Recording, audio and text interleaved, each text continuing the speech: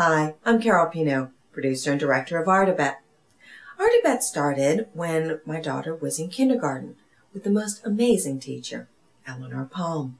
Each week they would study a letter, and with that letter they would study famous people through the ages whose names started with that letter. So for instance, in B week, they would study Beatrix Potter, Benjamin Franklin, and of course Botticelli. Pretty soon you realize this kind of confidence that she had from studying this whole line of great thinkers of humanity. Now with this, she also got nightly readings. And these nightly readings were sort of way above what you would expect children to be able to understand. They were, if you will, at the level of perhaps Wikipedia. And we thought, no child can understand this. But pretty soon we realized she could. And even better, it was sparking these wonderful conversations at our family dinner table about artists, poets, writers, inventors, scientists. As a parent, I of course was thrilled. But as a filmmaker, I thought, this really just can't be limited to 20 children every year. It has to expand and be available for children everywhere. And so Eleanor Palm and I teamed up to create what we hope will be a series of films based on her teachings. Now, I wish that parents and teachers everywhere could have the chance to get to know Eleanor and to really benefit from her extraordinary wisdom, really, on children and on how they learn and what they can learn. But now, with the magic of film, we all can get to talk to Eleanor. Hi, everybody. Hi. How are you? Hi. So, let me introduce everyone around. Now, first of all, we have Eleanor Palm. Hello. We have your former students, Alessandra and Helen. And sitting on your lap, This is Sully and Scruffy, two of our favorite pets. and over here, we have Sophie and Bella. Now, of course, Bella, you were our skateboarding girl in the film. And Sophie, you helped with production. And the two of you have a special name for Miss Palm, I believe. Auntie Ellie, since you are her nieces. Now, of course, one of the things that we want to get across in the film is that kids can do so much more than we think they can. So why should I, as the adult, do the interview? Kids, you should do it. Sophie, why don't you take it away? All right, let's get started. How did you come up with the idea of art in the classroom? Well, about 15 years ago, your cousin Samuel was about 5 years old, and he fell in love with Pokemon. It's a card game. There are over 200 Pokemon figures and their numbers, and he memorized all of them. And I thought to myself, if he can do this, he can certainly learn about musicians and poets, ancient Greek philosophers and artists. And so we started doing this at home. And then I brought it into the classroom. Our cousin Sam, he started all of this? Yes, he did. He was my muse. And since then, you've all been my muses, and all the children I've had in my classroom have been my muses. What is your typical week that you usually like to do? Does anybody want to answer that question? Yes. I remember on B week we did Botticelli and we did Venus in the Spring, and then we freeze danced to Beethoven. Exactly. Each of the artists has a little poem that goes with it. It's a rhyming poem. How does this help you learn about and remember about the artist? It tells you, it says it gives you information as well as the chant, so it's both fun and also gives information. But also, it's based on the real thing and the artist. Mm-hmm.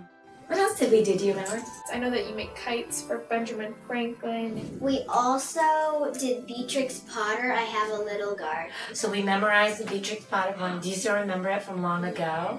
Oh, say it. I have a little garden, a garden of my own, and every day we water there the seeds that we have sown. We love our little garden and tend it with such care. You will not find a faded leaf or blighted blossom there. That's amazing. Wow! Isn't that amazing? Oh, Miss Palm, do you remember when we had to crawl under tables and stick our paintings on top of the table and do Michelangelo. Yes, that was so much Got all fun. over my face. That was so much fun. And I remember coming in for the Jackson Pollock Day. Yeah. Oh, The that was best fun. day, Jackson Pollock That Day. was Remember? fun. Do you remember when we Jackson Pollocked in the snow? We did it. It was gorgeous, and actually it stayed for like a week. I know. We used to like walk up there to see if it was Just to still check there. it out if it was still there. But I remember at Miss Palm's art camp, the kids decided that they wanted me to be the painting, so they Jackson Pollocked me instead. no way. It was crazy. I remember. They went all crazy. They I'm got sure you two were. We're in it as well. Yeah. No? I would never do it. Oh, okay. When you learned about Jackson Pollock and Michelangelo, what comes to your mind about learning about the two of them? They're very different. They're different, and like Jackson Pollock basically is like trying just to create feeling, Mm-hmm. and then he's actually like, oh my god, I do this, I do this. Yeah. So they're very different, and yet Both beautiful. they're both beautiful. Just like us. We're all different, and we learn differently, and yet we're all beautiful and special in our own way. Well, I know one of Allie's favorite sayings is art comes from the heart. As you guys probably know, Miss, I'm sure she told you about that in class, and so that's one of my memories, and I'm sure Bella's memories as well. Yes, of course. And so, Art, yeah. Sophie, why is that important? Why is it important that we remember that art comes from inside of you? Well, I think it's definitely important to me because just in case people say bad things about my artwork, I can always tell them that it's my own, and as well as when other children are saying to each other that they don't like each other's artwork, you can always tell them that art comes from the heart and that you can't judge anybody's artwork without them explaining their feelings and passions that made them draw it. You should be able just to paint or sculpt what you're feeling. For instance, Frida Kahlo. What happened to Frida Kahlo? Well, Yes. Frida Helen.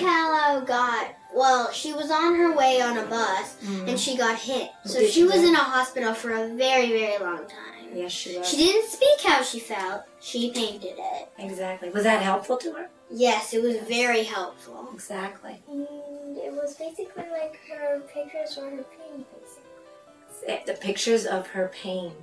That's right.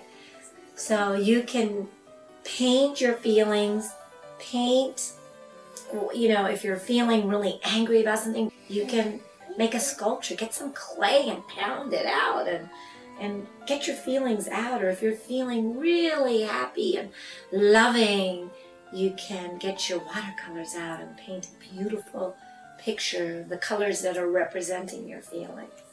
Or if you want to paint the puppies Sully and Scruffy, you can paint them too because they're so cuddly. I want to be a teacher when I grow up, so I was wondering how are you able to incorporate music and science and art and poetry and all of the different aspects of learning into your week? I cloak learning in a fun and exciting and memorable way.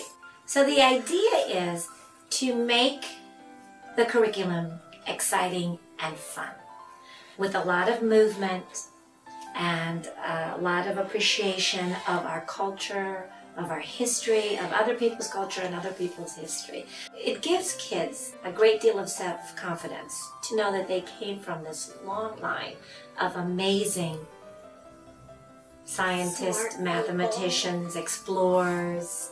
I know that sometimes I volunteer in your classroom, and I know that you guys sometimes do a writer's workshop.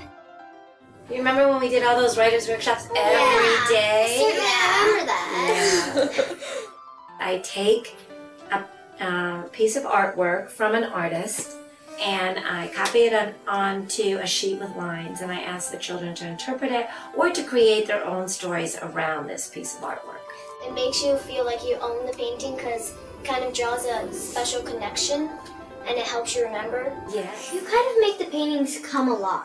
Ellen is right. You make the people in the paintings feel like you're close to them, like they're your family or your friends. And that's why I want to become an artist, because of you. Oh, thank you. So girls, do you remember some of the poems? What's your favorite one? Anguissola. They love Anguissola. Should we do that one together? Can you say it?